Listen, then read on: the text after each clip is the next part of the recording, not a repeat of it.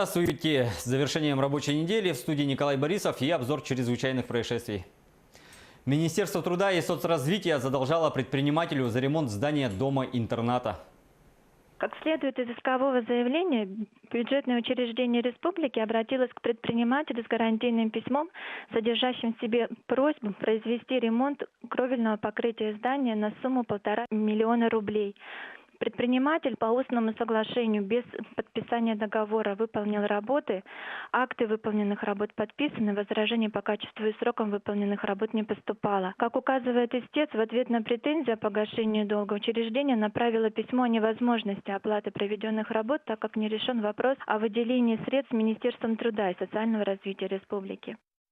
Приказом Генерального прокурора Российской Федерации назначен новый прокурор города Удачного Мирнинского района. Ранее юрист первого класса Алексей Краснов работал заместителем прокурора в Нерюнгри. Прокуратура Мирного выявила нарушение миграционного законодательства. Предприятие ООО «Артель» посчитало необязательным уведомить Управление по вопросам миграции МВД о заключении договора с жителем иностранного государства. В результате в отношении руководителя общества возбуждено дело о административном правонарушении и наложен штраф в размере 35 тысяч рублей. В 7 районах Якутии идут восстановительные работы по ремонту дорог. Все они пострадали от весеннего паводка. Как сообщили в управлении автодорог Якутии, разрушено 12 200 километров дорог республиканского значения в Амгинском, Усть-Майском, Чурапчинском, Таттинском, Кобяйском, Усть-Алданском и Среднеколымском районах.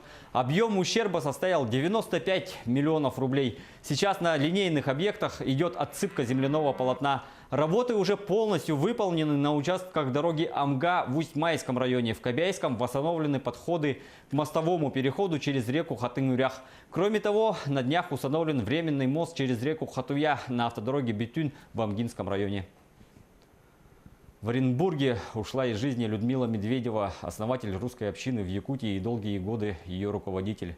Прожив в Якутии более 40 лет и всем сердцем ее полюбив, она все никак не могла с ней расстаться. Еще в прошлом году была участницей закладки аллеи дружбы в Якутске и всего лишь год прожила вдали от своей второй родины, как она называла Якутию. С 1 июня районные и городские суды республики начали рассматривать уголовные дела с участием присяжных заседателей. Сегодня мы поговорим с одним из опытнейших судей Верховного суда республики Дмитрием Васильевичем Савиновым, который работал в качестве судьи более 20 лет. Дмитрий Васильевич, обычный судебный процесс состоит из 5 этапов: предварительное слушание, судебное следствие, прения сторон, последнее слово подсудимого и постановление приговора. Можно поподробнее рассказать о судебном следствии? Если возможно, поделитесь, пожалуйста, своими примерами. Конечно, можно. Конечно, можно. Чем отличается судебное следствие с участием присяжных заседателей?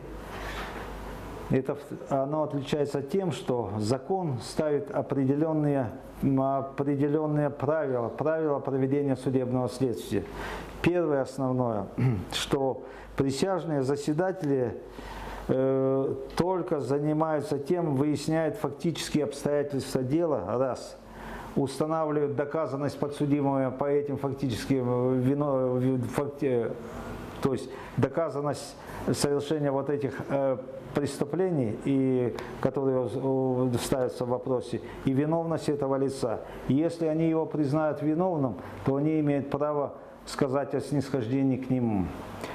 Дальше. Но есть определенные обстоятельства, которые не должны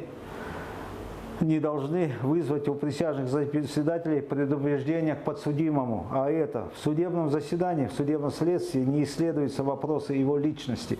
Он должен быть перед присяжными заседаниями чистый, как младенец. Не его судимости, алкоголь, хороший он или плохой, чем он занимался. То есть он должен быть обыкновенный гражданин, подсудимый. Все. Вот эти вопросы там не исследуются. Если кто-то будет выяснять, то председатель обязан прервать его, сделать замечание и сказать присяжным заседателям о том, что вот то, что вы услышали, связанное с этим, не принимайте во внимание. Бытует мнение, что суд присяжных заседателей бывает более снисходителен к подсудимым. Так ли это? Я бы не сказал так. Я не знаю, откуда это мнение, бытует оно или нет, но я верю вам, Николай, что есть, видимо, такое. Нет, это не так. Присяжные заседатели – это те же люди, с тем же, ну, может, специфическим образованием, со своим опытом. Они нормальные люди, они все видят, они понимают и выносят вердикт в соответствии с теми доказательствами, которые им предоставили. Ничего такого я сказать не могу. В общем-то, те присяжные заседатели, с которыми я рассматривал уголовные дела, они нормальные, хорошие люди. Нормально выполняли свои функции присяжных заседателей. А как судья, что вы можете сказать о работе присяжных заседателей? Многие люди боятся ответственности, которую несет за собой эта обязанность. Ну как это? Как человек я могу сказать, не как судья, и заставить я не могу. Но в общем-то они, те, кто были присяжными заседателями, и те, кто были кандидаты присяжных заседателей, по моему мнению, они получили дополнительно огромные знания, связанные вот с этими преступлениями, с ведением следствия, с позиции защиты, с позиции прокурора. Я думаю, они обогатились огромными знаниями. Быть или не быть, я не знаю, не могу вам точно сказать. Конечно, я бы призвал участвовать в рассмотрении уголовных дел, быть кандидатами и быть присяжными заседателями хотя бы один раз. Спасибо, Дмитрий Васильевич. На этом пока все. Берегите себя, хороших выходных и не бойтесь ответственности.